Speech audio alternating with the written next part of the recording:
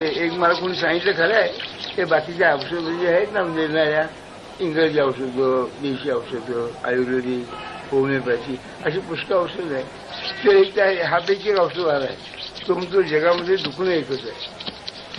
बरं का, जगात दुखणं एकच आहे, मला बरं नाही दुखणं. आणि याला औषध एक आहे, मला बरं वाटा असं नाही का औषध आहे. एक दुखणं आणि एक औषध आहे. आणि मला ते अगदी खरं पटलं आहे. जगात भगवंताला विसरणं यासारखं पाप नाही, त्यासारखं दुःख नाही.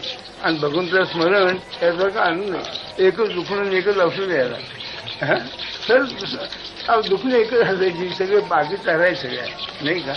तेव्हा माझं म्हणणं काय, ते ज्याला नको आहे, जे दुःख नको आहे त्याने एक औषध घ्यावं, नावं म्हणावं, बाकी मानकडनं बघावं आणि कसं गोड म्हणावं.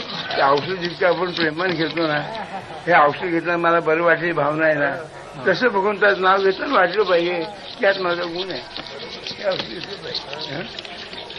असे काही तर खरं किती मजा उडेल. अगदी प्रापंचिक माणसाचं करता येण्यासारखं आहे. आम्हाला माझा कंबाळ काही सगळ्या गोष्टी भगवत स्मरण ठेवावं.